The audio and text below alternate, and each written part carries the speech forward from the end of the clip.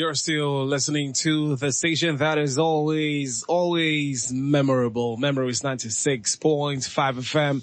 It's still the Thursday morning broadcast right here from the capital city of Uyo in Akwa Ibom State, Nigeria. And it's the 21st day in the month of August 2025. A very warm welcome to you. Yes, when you hear that sound, you know it's time to get a little more serious and talk about some of the issues currently concerning us as Nigerians. Today, we're focusing on our very beloved state of Akwa Ibom. So once again, welcome to the program. The Melting Point comes on air every Mondays, Tuesdays, and Thursdays from 10 until 11 in the morning. Remember, you have an opportunity to join in the course of the program when we get to open the phone lines and also take your WhatsApp messages. My name is Nyakno Albert and I'll be riding solo today. But of course, I have the company of one of our regular analysts on the program this morning, the president and founder of Open Forum. I mean, it's been a while. He was on the other side and I was on this side. But like they say, change is the only constant thing. A very good morning to you, citizen Matthew Kofi O'Connor. Thank you so very much, Yaki. It's good to be with you on Melting Point. Yes, again. yes. Yeah. Welcome to the program. Been a while.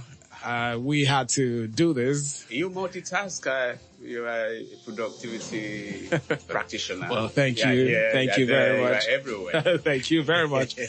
Okay, so we're going to be talking about the excerpts from the last State Executive Council meeting of the Akwa Ibom State Government. The meeting was held on Tuesday, the 19th of August, and the Commissioner for Information, Right Honorable Nyekan Omana, briefed the public yesterday.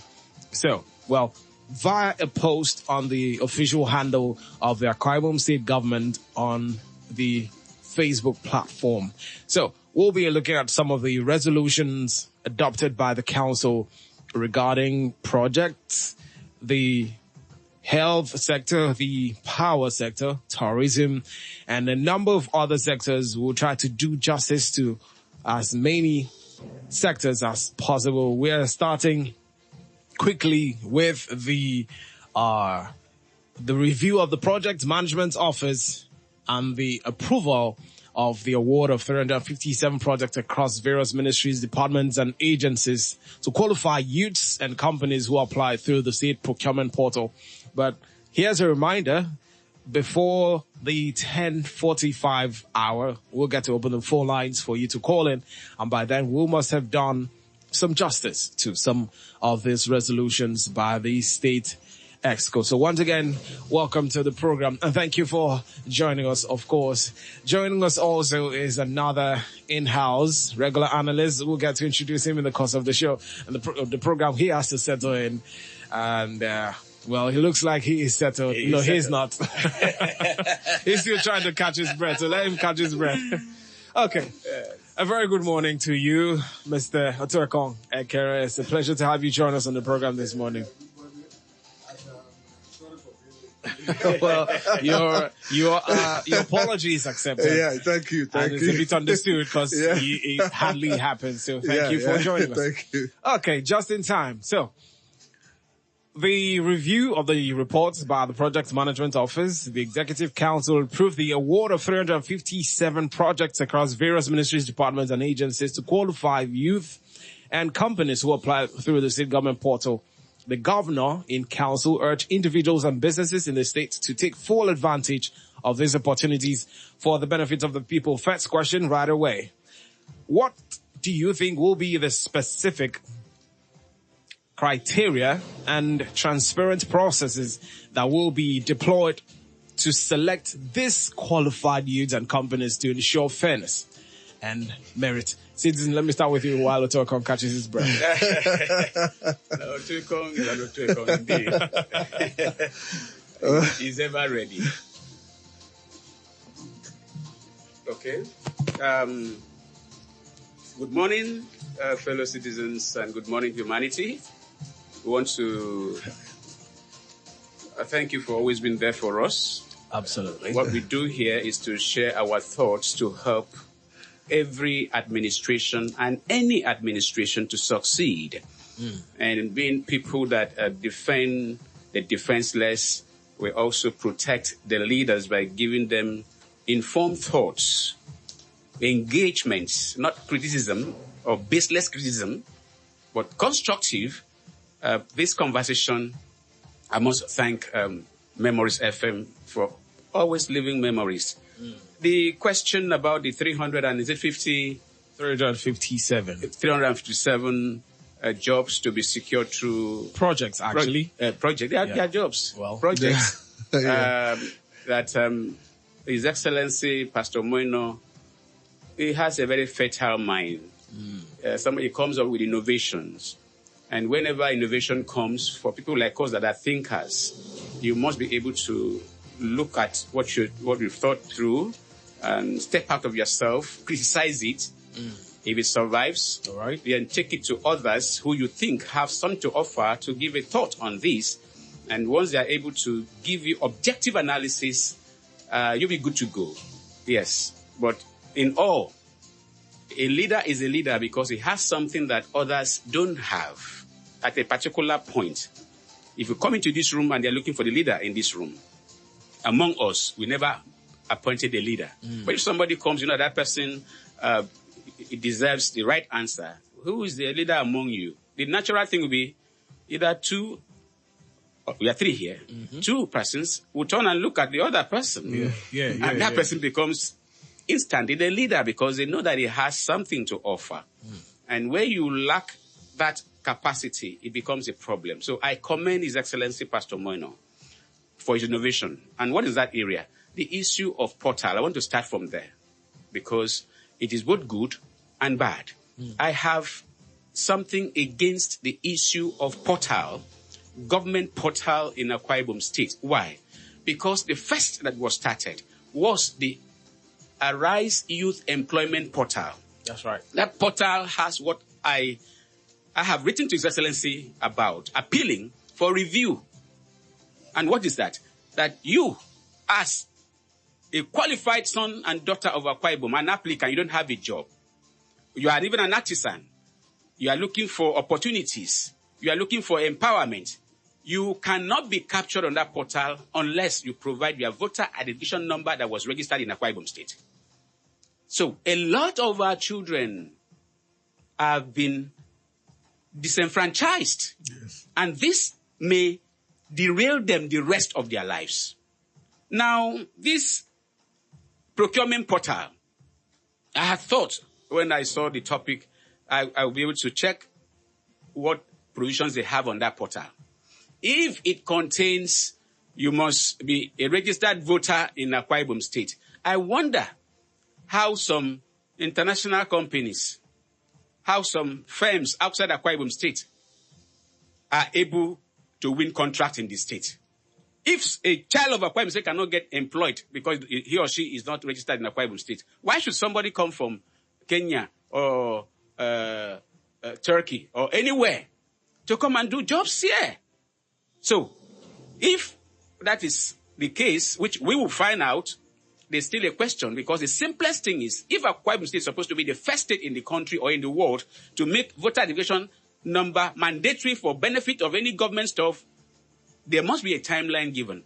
We want to start because we are mindful of leadership recruitment. So from 2027, if you are not registered, you will not be qualified for things. But come back to issue of contract. I have never in my life heard of procurement portal. What has been applicable ever has been FGPC, Finance and General Purposes Committee. All right. I was once a registered contractor in this state. Any job that is to be given, you do the bidding. They will list out the jobs. People will look at it, contractors will look at it, and if you are qualified, you tender. And that very FGPC used to be chaired by either the governor or the deputy governor. Is virtually the most powerful committee. It also is applicable at the local government level. Citizen. Yes. Let me just punctuate you for a second. Yes. Don't you think this procurement portal is a way to make the process seamless. That's why I started with, what are the qualifications for you to even be able to register on the portal? Does it require voter identification number, like employment portal? Yes. If it does, now there is this project management committee has been said. They cannot be working in isolation.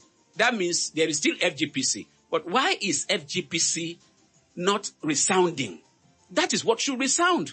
Because that is where contractors, even the jobs are they vet it properly, vet the contractors, see that you even have what it takes, because every job has the minimum requirement for the contractor is going to perform. So if you are talking about giving youths contracts, how many youths, knowing how everything has been politicized, and knowing how greedy certain persons in position of authorities are, call it Potter. It is people that are going to pick whoever is going to be. It's not, what do you call these exams, CBT tests, where you write, you get your result there because the machine marks it for you. This one is not. It is still people who have vested interest. We have heard in recent past how commissioners were awarded contracts. There are no more contractors in Akwa Ibom State, except now that His Excellency wants to do something new. People in government became contractors. Google, you see it. So, awarding contracts is not mere empowerment. It is that these jobs will be done and done well, and going by what we've seen in the past, where there was even FGPC, where there was no portal, jobs have been abandoned, jobs have been messed up, some roads have had 3 to 4 contractors work on them.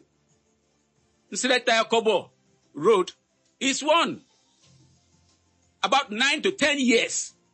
It's just His Excellency that is doing something about that. Look at Nduetong Road, a bundle of embarrassment in a land that we can do, we are even better than we can do. We are far better than what we've seen. So I'm not comfortable with what I am seeing, except for the fact that I need to get more information that FGPC is what it's supposed to be, strengthened. Every other thing is Jara. All right, then, Citizen, thank you for your thoughts on that particular one. Now to Otueko. I'm sure his breath has normalized now. So, still on the project, the 357 projects across the MDAs and open to youth and companies. Which sectors or communities do you think should be prioritized for these 357 projects to ensure they directly benefit the people as initially intended? Well, I think, I don't know, I've not looked at it because, unfortunately, by the time I got what you sent to me yesterday, and I've not had light till this morning. So. Well, that happens to be statewide. Yes, a statewide problem. Yeah. So that is part of the issue, that I want to answer. Yes, the project that must be focused on, things that will have to center on the people. You see the point? We should stop doing project for the sake of project. We should start doing project that will have growth potentials on the people. And we look at what other nations have done. I know sometimes when I talk about countries like China, I've been in a sister station, they will tell me every time you talk about China. But that is the best case scenario. It's a model. It's a model that everybody in the world is trying to copy. And you look at the United Nations Sustainable Development Goal, and you look at what somebody like Peter Obi did, and even Nasser El-Rufai recently, when he stepped down, before he stepped down as governor, the Sustainable Development Goal focuses on education and healthcare a lot, because that is going to touch the lives of people. It is not proper in my thinking for us to do this, what they call equalization of resource spreading. I know you have to spread project around, but there are certain key focus that I believe our government should focus on. Example, like I said, education, because the United Nations talks about giving education and healthcare primary focus. Like your budgetary location minimum should be on those two areas. I think should be, they said 23% or so, or between 16 and 23%. And the only governor, I don't know whether he has implemented it in the current time, is the governor of Abia State. I don't know whether he has done it. But we need to focus on education to train the people, because you have to prepare the future generation who are going to be taking over from power. And we have to look at healthcare too. You get the point I'm trying to say? And then things like electricity. We know good road networks is quite necessary. These are necessary issues. Electricity will help the people. You see, in Africa and the third world, we don't need most of these welfare programs. All we need, because right now, Africa is so poor. We are supposed to be seeing people sleeping all over the street. But if you go to America today, people sleep on the street more because they don't have the family structure that we have here.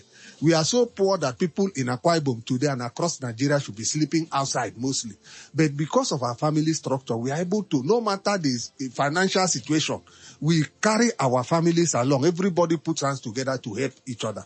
You understand me? So what we need is to help the people to be trained, through one kind of skill training or the other, healthcare, electricity, so that people will have, there are businesses that depend on electricity. Like this station now, the largest thing this station spends money on, like any other station, is electricity, power.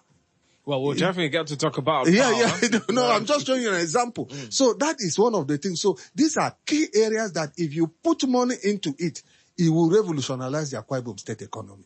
You understand me? And then, road networks, like the Chinese will say, if you want to develop a people, build roads. That's what they say. And that is why when you go there, road networks is everywhere. It helps every business.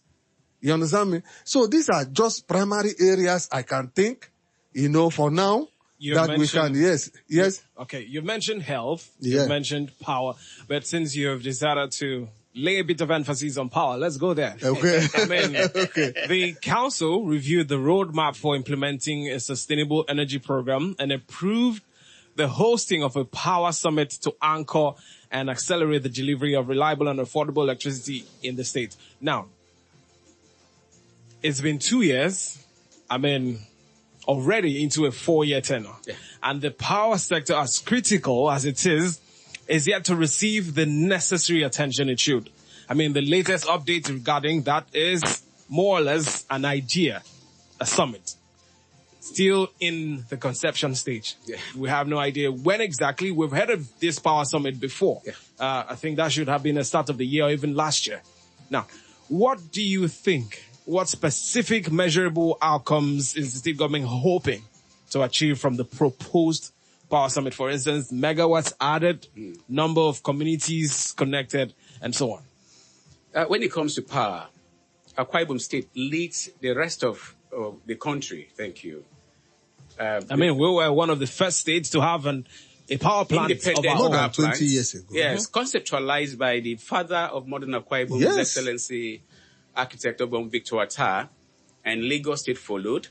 And as we speak, we have Ibom Power Company, and it is one sector that has the capacity to make or mar the current administration.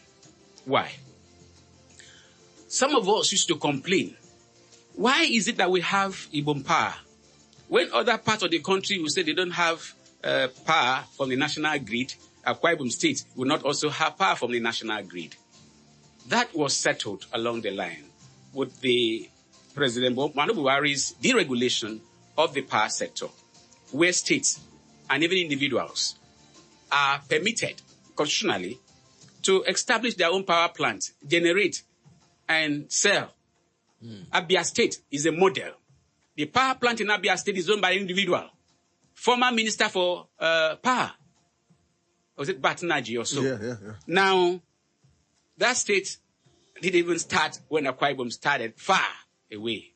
Now, they are a model. They are supplying about 5, 6, 7 to 9 local government areas in Abia with power. And industrialists from, like my brother was in China, are flogging in there because already Abia or Aba itself had been an industrial area from time. Come to Akwa Ibom State. What has happened to Ibom Power?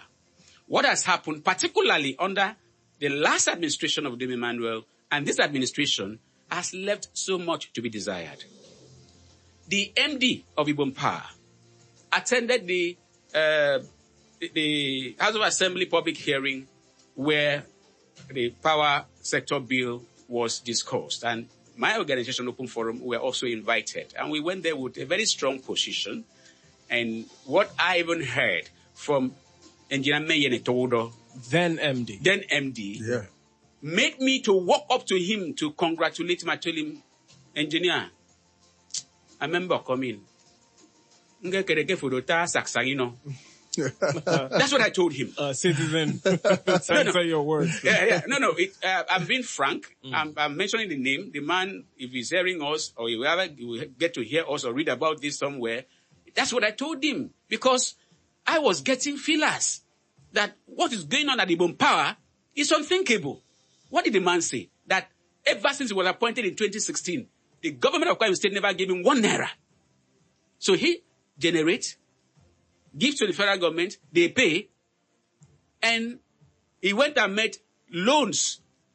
He went and made 33 court cases, loans running to billions, including foreign loan that even had to take Kwara State to London in a case which we paid hundreds of thousands of dollars to be able to bring back to Cairo. And the bombshell was that federal government gave Ibom Power $80 million that as he's speaking, as at that day, the money has not dropped. It was like a mystery. By this time, the man was already being attacked. The speaker had told him, Ibom Power, he was represented by the deputy speaker, that ever since he came to the House of Assembly, they have been appropriating money for Ibom Power. They have never seen 1 naira generated by Ibom Power. So what are you doing? And the man, by the time the man revealed what has happened, and even said that the kind of money given to Ibom Hotel and Golf Resort, if it's given to them, they will do wonders. That he has never received 1 naira, but he has been able to generate, I think, 2-point-something billion as revenue to the government, reduce the number of cases from 33 to 7, and then the case in court in London was brought back to Cairo, and at the end of the day, one thing led to another. What are we talking about? There is a terrible mess. Before that, what happened? The state governor, His Excellency, went to Ibom Power Company and decided to order an audit, which was the best thing to happen. I watched it when he went and what he said, and then an auditor was appointed. Guess who the auditor was? A contractor. The gas supplier. And the thing was done, and report was submitted. The company staff now raised alarm. Is there in the publication that the company never came to do audits. They have submitted reports. This sounds like fairy tales. It was part of our presentation at the House because it happened before the public hearing. Till now, that report has entered voicemail. $80 million is not being talked about. Mayen was ousted because of this kind of power outage. So, the mess in Ibom Power is not something that can be treated like what is going on at Tropicana. Let's buy the tens of billions or maybe 100 and something billion, depending on which figure one takes, that was put in there. The work is going on there. Nobody's asking questions. What happened? How much we put in? How we recover this money? Because there are people that these monies were paid to and jobs were not delivered. If we are talking about Ibom Power Summit like it has been talked about, and I've said, you cannot do a summit without cleaning the house. What if that is part of the summit? No, it cannot be part of the summit. Summit, you've done this paid work. Those that are supposed to have gone should have gone, but those that were there, right from when all things were happening, are still there. It's only Mayene Todo, who for whatever reason, I've never known the man from Adam, I only met him for the first time at the House of Assembly, was sent out on ceremonial. So, it's not enough to want to hold summit. It's very critical that we must be able to clean. You cannot put a new wine in an old wineskin. All right. It's a very commonsensical. So there's something to be done in that sector. Otherwise, it's going to create more mess. And there are people watching. In fact, we are falling too because we've done documentary on that, something we haven't even released yet. And some things that are even going on are not even spoken about. But over time, investigators will say, these things were said, like we are saying it live on air now, and the evidence are all there. What did we do about it? All right, Citizen. Otoraka, coming to you as we leave the power sector now. I mean, the proposed summit will eventually happen. Yeah. We don't know when. But do you have any particular expectation from the summit, or is it just going to be one of those summits we have had in the state in the past? Yes, just like you said, the Education Summit, up to today, we have not heard anything from there, really.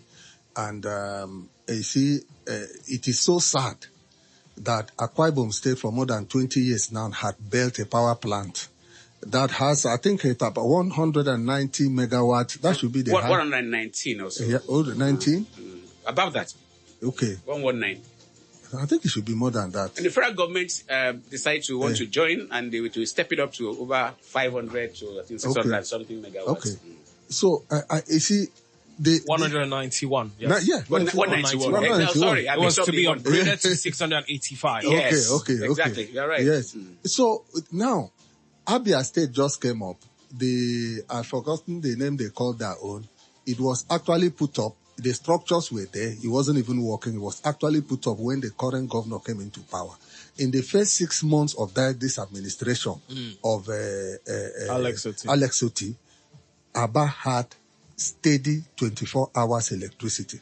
And yet our own that has been on ground since about 20 plus years ago, when Obong Victor Ta. In fact, Obong Victor Ta would have done this in distribute light. The only challenge he had was that when he wanted to do it, he now realized that the state government does not, he even said it, that he realized they said you cannot distribute power. You can only generate power. You don't have the power. You don't have the authority, rather, to distribute power. He was shocked. You get the point? So the challenges we are having, and I was expecting, as the governor comes in, he's a businessman, that one of the first things he needs to prioritize in his government was to work on giving us steady power. But unfortunately, we have not seen that. And from what MKO has just said, it looks as if the challenges he has been facing over the lot of court cases, a lot of court cases, a lot of lack of funding. Primarily, but I think those things are not supposed to stop this government from distributing power, because actually that power is still being distributed as we speak. You understand me? We are still using it. So the thing is that it is now the government must prioritize on certain things. Just like you saw Alex Otti prioritize on providing steady power in Aba and 9 environs, and Aba being the industrial hub of not just Abia State, but Nigeria. Most of the small-scale industries are there in Aba proper, and that is where he focused on. He turned Aba around and did good roads and a lot of stuff like that.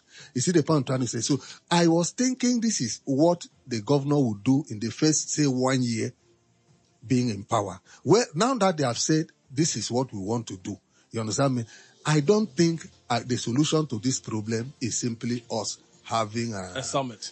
Perhaps, like Citizen said, yes. He has been, taking his time trying to clear. Yeah, but he should go to work, because I'm always afraid of setting up committees or commissions. Look at the Technical Committee on Agriculture. Up to today, we don't have food. Okay. You see the point? We need to walk away from Let's live it there. You're listening to The Melting Point in Memories, 96.5 FM. Time check is 10:32 on a Thursday morning.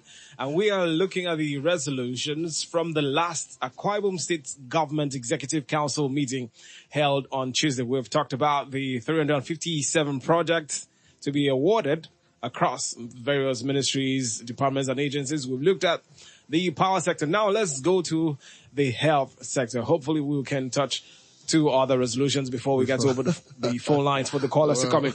So, after considering the status report on the Ibom International Hospital project, a proposed 350-bed first-class medical facility, the council ratified the project agreement, award of contract, and the formal handover of the site to the contractors. So here's the question. There have been a lot of reactions to this particular project. Yeah. Many have questioned if it's not a duplication of a similar existing project, the Ibom Specialist. Yeah. That could have been, given a facelift to the desired international standard. We always talk about international standard. Yeah. Do you also share that perspective? I mean, it's almost in the same environment, same area. Let's widen it like Around that. the town. Yeah. So do you also share the same perspective? I mean, why do we have to build a bigger one when this one is almost going moribund? Yeah, the problem is not in having many hospitals. We need to have more. The hospital are in three categories. You have the primary, you have the secondary, you have the tertiary. The bomb specialist hospital is supposed to be the end, when everything cannot be done, and now you go there. You get the point I'm trying to say. Now, for us to have more hospitals is not a problem. The problem is being able to maintain even the ones we are having already. Right. For example, now we have primary healthcare. How many of them are well maintained? We have secondary healthcare, like the hospitals we have, the one in Etinan and all those ones. The one in Etinan was uplifted, so to speak. In fact, one of the best. So I don't know how it is today. You get the point I'm trying to say. The last time I went there, it was quite good because somebody referred a friend to that hospital instead of going to the teaching hospital. And when we went to that hospital, it was quite okay. But I don't know the standard of maintenance. If you look at what is happening at the specialist hospital, we've heard reports on air. People have come up to say that place has been abandoned. This is the challenges we have. The new one you're building up, what is going to happen to this thing by the time you finish building it? Is it going to work for 1 or 2 years? They talk about the specialist hospital. Sometimes there's no light. The environment is abandoned. When you just pass there, you look at the back. You see the way the place is so unkept. You see the point on track. So this is the primary problem. For us to have a hospital like that, maybe it's going to be a general hospital, a massive one that can accommodate more. But what we are asking, what quality of staffs are we having? How well trained are they? How ready are they to work? How are they motivated? What is the environment like? Is it going to be abandoned like the specialist hospital now? Because to be candid with you, it is not what it used to be. I've been there to visit somebody who was in that hospital. And from what I understand, it's not like that anymore.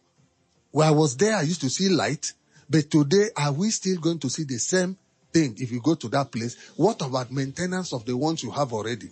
To me, I would have felt that what we need to have done is to make sure that our primary healthcare services, we are very good at managing. I think that is the only one that we are truly managing well. Our secondary healthcare service, that the general hospitals, that every local government should have. I don't know whether it is across every local government. And then the ones we have, we maintain it and make sure that it is giving us the right kind of services that we hope for. Before we even talk about going for the next one. Citizen, but it's not a bad idea. Okay. Fair point. Yes. Citizen, yes. How do you think this facility can be equipped and staffed to specialize in treatments currently not available in the state? Because it's one thing to build another facility, 350-bed international hospital. Yeah. It's another thing for the supposedly big illnesses. Yes. People still have to be flown out of the state and even out of the country. We must have the right perspective. We must have the right information for us to be able to work with. Be that as it may, we also have to be able to filter the information that we have based on what we know. Otherwise, certain persons define reality for us. And there's nothing as terrible as reality being defined for you by somebody else, particularly with somebody that wants to manipulate you. Yes. The international hospital, Akwa Ibom has a knack for calling things international. World class. Ultra modern. Like I talked the other day on our program, Open Forum, when we looked at the rice farm, we heard that the meal was world class. Meanwhile, even neither the farm nor the meal Is even there. it's on ground. So, His Excellency is eager to leave a mark on various sectors. All right. Because of the failure of the local government system, primary health is supposed to be handled by local government. Primary schools, primary school building and all that is supposed to be under local government. But the state government is doing it. And it is local government that will put the pictures on billboards in their local government as if it is their project. They don't have virtually nothing or very little to show for some of them that get in a year over 2 billion naira. Yes. Now, the current commissioner for health, because when anything happens, you look at who is there. What's his name again? Dr. Ekem John. Yeah. Ekem John came into limelight during COVID. I'd never heard such a name before. Yeah. He was a PRO of NMA. NMA. Yeah.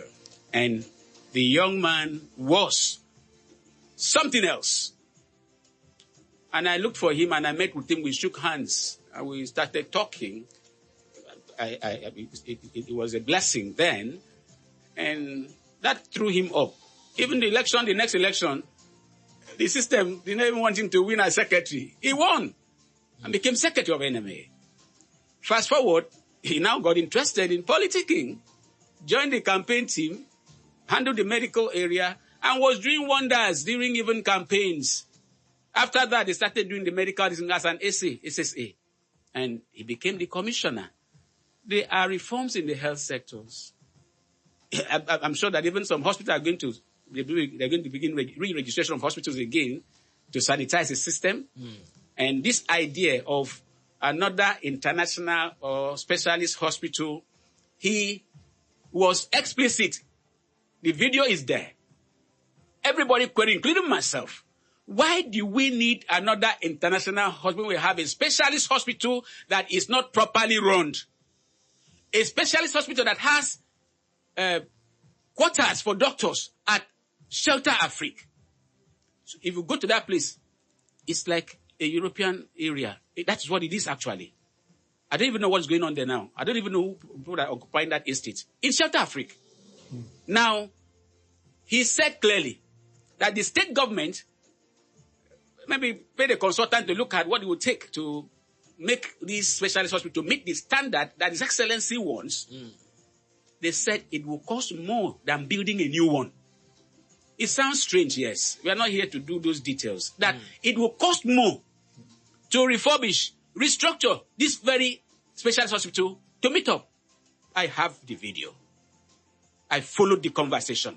So it is cheaper to build a new one. And guess what? It's about 8 to 9 story building. The architectural design is a piece of cake. But let me say something. Now, if that is to be so, it is not even meant for our locals, except those that can afford. It is to be an international thing that patients are supposed to be coming from outside the region, not just region, including Europe, to come and seek medical care here. You know, that's their vision. And like you said, the same locality, there's something the governor likes saying, medical corridor. You know, some persons like coining terms like that, medical corridor. Yeah, no problem. Medical corridor, that means it's going to be between Itam and Ikodekbene. Right. And all of that. That's not even the issue.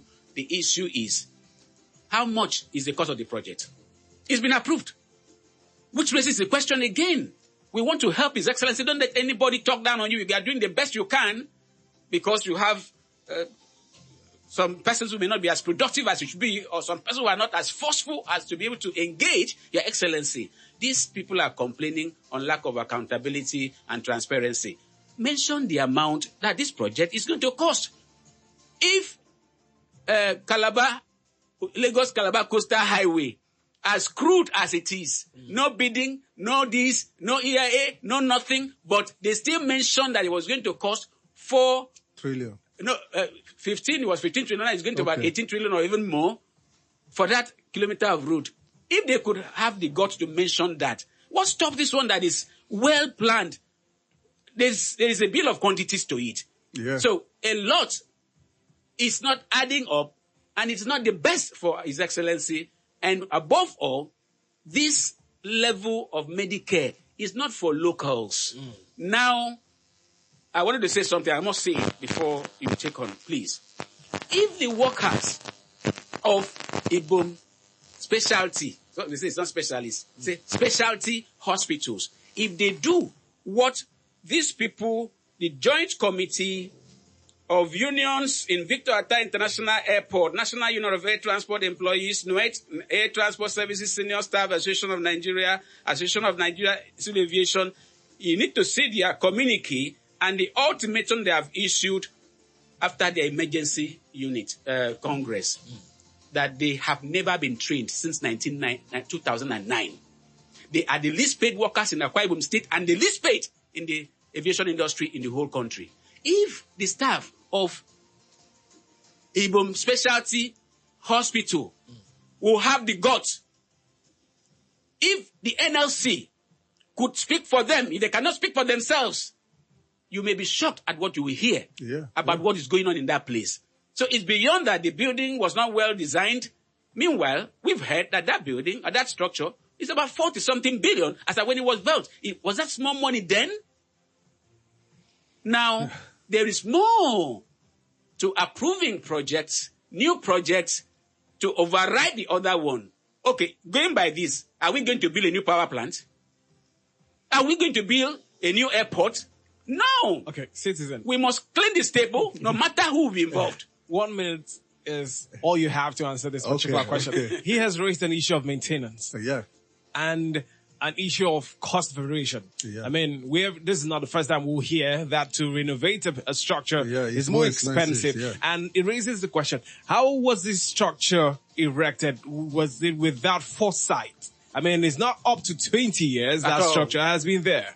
Yeah. And then we talk about a 350 bed international hospital being almost the same cost as the renovation being cheaper. of this. As a matter of fact, okay, being cheaper, according to you, as a renovation of the specialty hospital. Now, what does that say about our priority when it comes to, erecting projects? Do we have foresight into the future, or we just erect it and then legacy project? Yeah.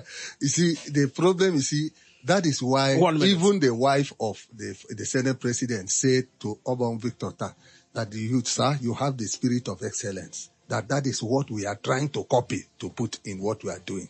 You see, if Obong Victor Ta had put up a project like that, you will not hear any story. Because the problem we are having is poor planning from the grounds up. We don't even know, okay, they have mentioned the cost of these things, Abi? Or have they not mentioned the cost of the project? No, not yet. All we get is 350 bed international. Okay. Now, this is the challenges we are having.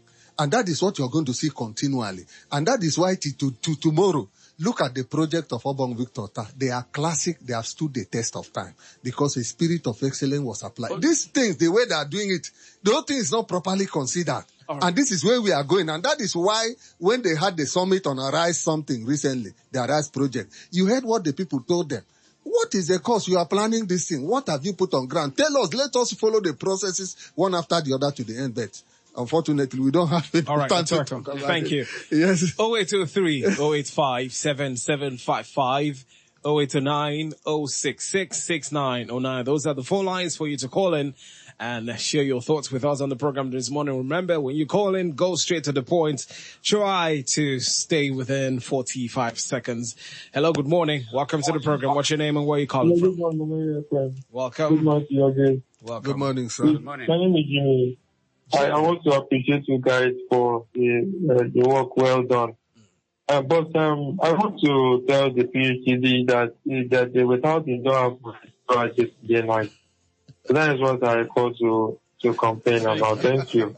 Well, we have seen a circular in circulation that the outage in Uyo transmission station is somehow linked to a 132 kVA. So according to them, they are working on it as usual. Thank you very much. A clear one, Ibom Power have what they call the island mode. We are supposed to switch to island mode, which Mayor Nekodo used to do if the gas is supplied as it should now. So if you do the island mode, it doesn't matter that they have problem at national. We just switch over instantly and we'll have power in Akwa Ibom. Okay, so while we're expecting more calls, let's look at this particular one. Council received presentations from various ministries, notably the Ministry of Works, and reviewed the 771-kilometer road project spread across the 31 local government areas. Commissioner for Works, in collaboration with the Commissioner for Budget and Economic Planning, was directed to align the road project needs identified during the federal constituency town square meetings. By the way, Ikonini is later today at 3 p.m. with available budgetary envelopes in the 2026 People's Budget to ensure coverage across the state. So here is my question. Speaking of town square meetings, do you think the outcome of these meetings, the needs document, are a clear indication of the actual needs of the people, especially when it's presented by stakeholders, citizens? Yeah. Well, talking about innovation by His Excellency, I've never heard of town square before. It's the first time we know of town hall. Well, initially started as a town hall. He said it's too small. Yes. So it has to be expanded. Yes, that's because it's much more political than actually filling the people's pulse. That's what you think? Yeah, that's what I think and that's what I believe, because when you go to a town hall, ordinary citizens will be able to raise their hands. And you give them opportunity. Yes, what do you have to say? We are going to entertain 10 questions or contributions from members of the audience. And somebody raises his hands and they say, yes, you, the red dress there. And he stands up and he will say something. But this is not the case. This is a case where the same people, what they call stakeholders, some have become permanent stakeholders and some have given whatever they had and exhausted it. Some are even tired being called stakeholders, but they can't because it is a meal ticket. It is your ticket to be on the front row. The same ideas that have become not worth the time is what they put out. So if you cannot interact with people, I was at the Boom Hall during Uyo Federal Constituency Town Hall meeting during the then Senator Pabio, then Governor Pabio's era. A family matter involving a paramount ruler in the state, in Uyo Federal Constituency, who could not resolve a family problem. That family problem was resolved by His Excellency, Chief Dr. Godswill Akpabio, as he then was, now the Distinguished Senator, Senate President. Family matter. And that family bonded. The young man that was a victim was given appointment. Yeah. Those are things you do in the town hall. But stakeholders who have become more than stakeholders, they can never allow such. And so it becomes difficult that even documents that are given, I thank His Excellency, he has given directive. Those inputs from there, Minister of Works, please align at this road project. For one, I hosted a spokesperson from Eseleket because the government has proposed to build toilets in some local government areas, including Eseleket. They have had about 2, 3, 4 press releases or communiques or press statements saying we don't want toilet in Eseleket. We are an oil-producing local government area. We don't have projects here. Were their inputs captured during the Eket Federal Constituency Town Hall meeting? If it was, I'm even using this opportunity to appeal that over the Eseleket matter, please, and those local government areas that are getting toilet facilities and they have said, please, we need more. Toilet, no problem, but we need roads, we need this and that. They should be looked into. But it is not enough to have a town hall meeting and ordinary citizens. If I go to a town hall meeting like they went, like it happened, I will not be heard. Because even those that you call stakeholders will not even invite people like us.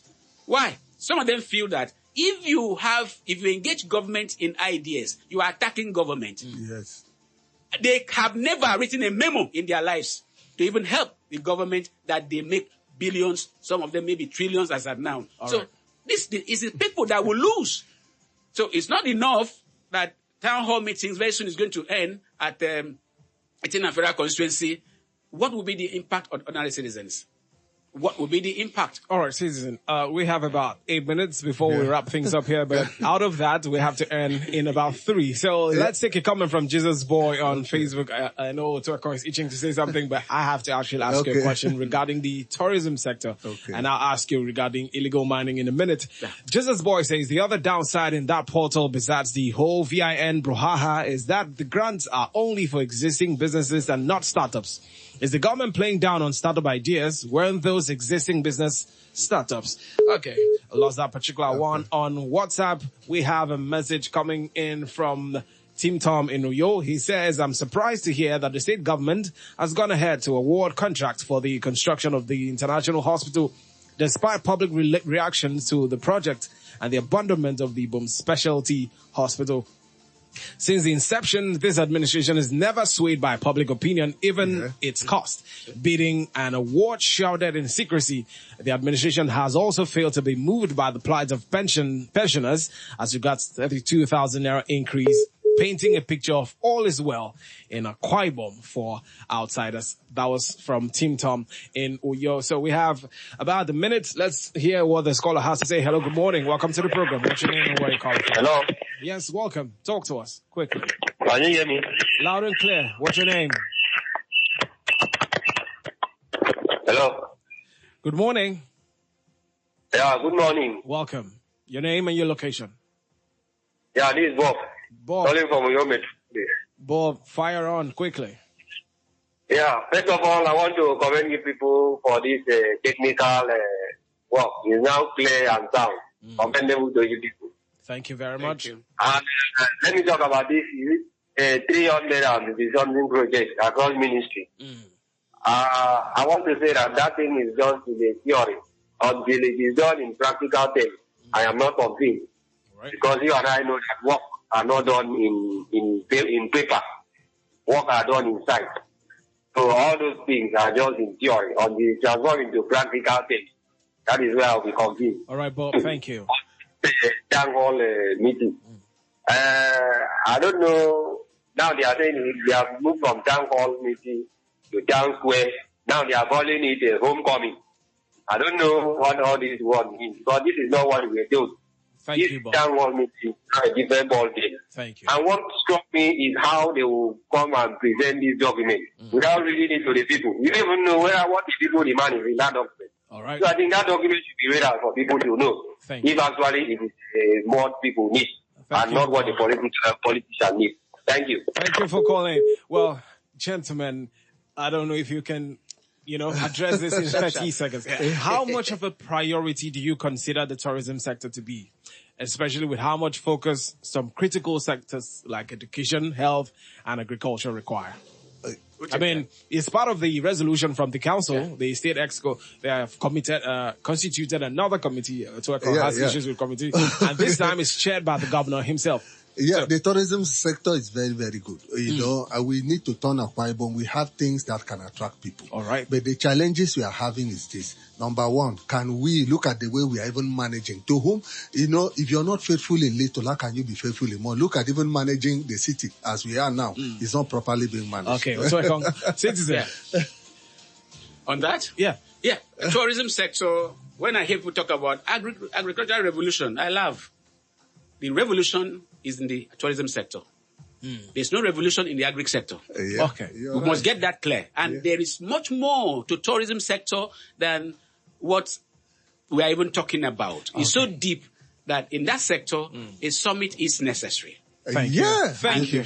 A school to be able to train people for that sector is more than necessary. A bill was held in the House recently, and we even made more input because talking about education sector, the roadmap, quite strategic education roadmap that is in place has more than what this government needs, but we keep talking about it. I've hosted the chairman, Professor Hilary Young. Nothing has been done. I don't know, maybe someday they say they want to do roadmap, a summit on education. That would be very terrible because some of these things are contained there. Pick it up, dust it, because those that were there on the seat that time, they could not comprehend what was given to them in the Ministry of Education. Citizen. Yes. Thank you. Thank you so much. It's been a pleasure having you, gentlemen. Yeah, the thank president you and founder of Open Forum, Citizen Matthew O'Connor, and of course, a very erudite public affairs analyst, Otoekong Donald Dakera. Thank you very much, gentlemen, for coming on the program Thank you this for morning. thanking me. Yeah. Thank you. That's the size of Melting Point for today, Thursday, the 21st of August, and for this week.